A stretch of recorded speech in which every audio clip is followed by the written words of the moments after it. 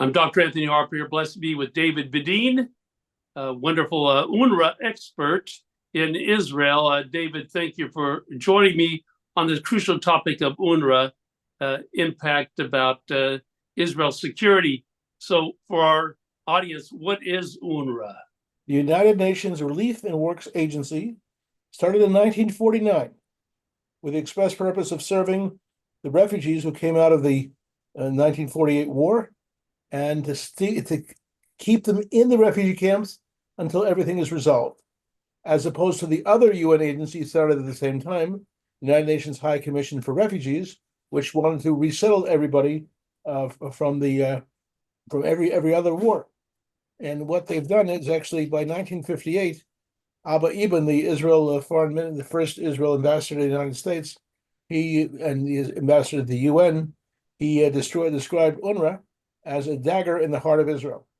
In other words, to permanently maintain the war, and that war is not is like it's both a relief agency and a war operation at the same time. Well, there's a lot of talk about what Israel had done recently. Israel and the Knesset voting against UNRWA. What is that all about? Well, it's a first step in a long process. The step of saying, okay, where Israel is sovereign with no question within Jerusalem, UNRWA is not allowed to function anymore. Number two, the Israel government is not allowed to provide any direct aid to UNRWA. That's fine. Now, where it gets sticky is the fact that whereas one UNRWA refugee camp is inside Jerusalem, it's known as Shuafat, and they're going to somehow close down. The other 58 UNRWA camps will continue to function. Now, those camps have a curriculum based on continuing the war, and that's not stopping. So, therefore, the first step which was made is not having much of an effect. Quite the opposite. The war that's going on right now was started by UNRWA and launched by UNRWA, and the UNRWA camps have been seething ever since they started in 1964. When the Palestine Liberation Organization started, and they put in their own units inside the UNRWA camps, and it was organized at the time by the Soviets, and that hasn't changed. And the whole issue of a war with a refugee population, primarily children, we're talking about children that have been incited to war. And I have in front of me one of their school books that they use that we've discussed before. Now, this seems like an innocuous picture of a woman on the beach. This is actually a woman of who the book is dedicated to, and her name is Dalala Mughrabi, and she is a woman who murdered 38 Jews on a bus in 1978. And the book is in her memory. I brought this with my experts to the United Nations, to the Secretary of State of the Secretary General, Guterres, and he had us meet with his staff 4 different times. And at the orders of Guterres, this book was removed from the PA/UNRWA curriculum.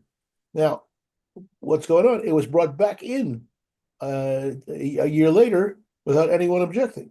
The donor nations, there's altogether 67 donor nations, 20 of whom are leading donor nations. And by the way, something very important that doesn't make the press enough is that thanks to the intervention of Senator James Risch from Idaho, there are very strict restraints on how America spends its money to UNRWA. As a matter of fact, it's in the law. I have it on my website, IsraelBehindTheNews.com. You can see the U.S. UNRWA Accord. The U.S. UNRWA Accord determines that if UNRWA does not abandon its curriculum of war, then they don't get money from the U.S. So money that the U.S. has allocated to UNRWA for the last 4 years hasn't gotten there, and it's been sitting in escrow. So the leading funder of UNRWA now is Germany, and that's given Germany's history, that's rather shocking.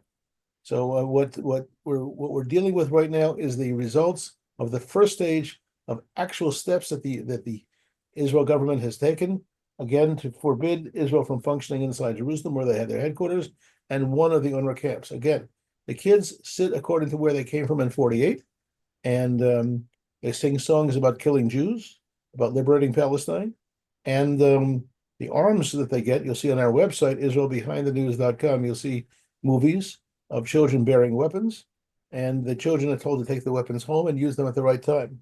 And in the current war going on, when Israel comes into the refugee camps, it's not they're coming into refugee camps which are unarmed. They're heavily armed, and the kids shoot back and very often get killed. And I've been asking, and I'm asking the donor countries, I'm asking the Israeli army, please provide us with the pictures of the children who were killed while they were holding automatic weapons. It is a very troubling. I know that the White House suspended funding temporarily to UNRWA because of Hamas connections, and Hamas is still associated with UNRWA. What would you like to say about that? Not complicated. We were commissioned, our agency, the Israel Resource News Agency, working under the Dr Bedein Center for Near East Policy Research, named for my brother. We were commissioned by the European Parliament in 2008 to do a study of the elections that took place in the UNRWA unions, and we then found out a phenomenon that has been repeating itself every 3 years when they have elections, that the elections of people to UNRWA, to the UNRWA unions, the teachers union and also the workers union, are primarily Hamas and Islamic Jihad, both of which are recognized by the United States government, the British government, the Canadian government, and the Australian government as terror groups. And they're the people running UNRWA. They're the people running the UNRWA camps. And they're also the people who instigated the riots. And if you don't believe me, look at our look at our movies at IsraelBehindTheNews.com, and you'll see exactly what happened, how the children have been trained to kill, to kidnap, and to riot. And even the murals in the camps. We did a study of 902 murals in the refugee camps in the Bethlehem region, and we show how each mural is worse than the other in terms of its advocacy of violence. We're talking about a refugee camp under the United Nations Relief and Works Agency, UNRWA, and supported by all these nations without any objection. Well, often I hear that UNRWA is indispensable, that the U.S. needs UNRWA to dispense aid to the Palestinians, or I would say Gazans. So is UNRWA really indispensable? Can some other agency, some other group dispense aid to the Gazans? Any other group could be dispensing aid to UNRWA. That's not the issue. The issue is how it's being spent. We've suggested a 5-point program. Our agency, you can see it on our website, IsraelBehindTheNews.com, a 5-point program. 1 is to remove the curriculum. 2 is to remove terrorists. 3 is to disarm the camps. 4 is to do a major assessment of how allowing people to resettle. And last but not least, how about a total transparency situation? You know, most of the $1.6 billion coming to UNRWA is coming in cash with no transparency whatsoever. Let's bring in some transparency. You take those 5 steps. You don't have to replace UNRWA. You just have to revamp UNRWA. Well, it's also troubling about what I hear that the U.S. is referring to UNRWA as a humanitarian organization. Well, when they become human, they'll be humanitarian. This is not a humanitarian agency in any way, shape, or form. This perpetuates not only the issue of refugeehood, but perpetuates criminal behavior by the people there, and in the refugee camps. And the refugee camps their theme is right of return by force of arms to replace Israel with refugees and their families from 48. For more information, I know you have a lot of information on your website. Your website again is? IsraelBehindTheNews.com. Okay, they can just type in a search for UNRWA, and they can get a lot of information there. That's exactly it. And I've been working on this since 1987. And there's a book that we sell called the UNRWA Roadblock to Peace. People write to us and send us a contribution. We're happy to send them the book. Thank you, David, for joining us, updating our audience on this crucial issue about UNRWA. Well, my pleasure doing so. And you as a journalist have played a very important role in raising questions about UNRWA. And when you raise questions about the curriculum of the State Department, they pretended not to know.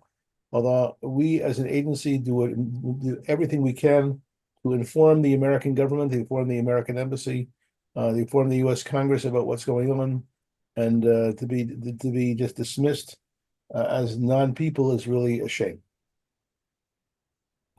And people can support our work. It's only privately supported. We get no government support, not even from Israel.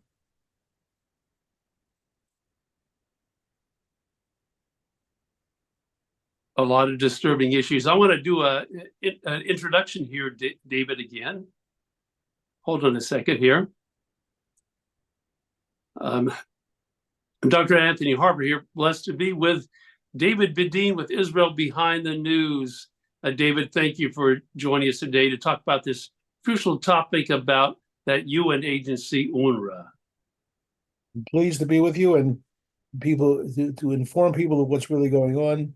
The focus of the war against Israel since 1964 has been through the refugee camps, through UNRWA, and of course these are the proxies of the Arab League.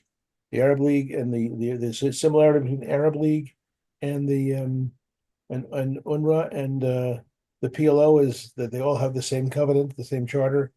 We're calling for the extermination of the Jews openly.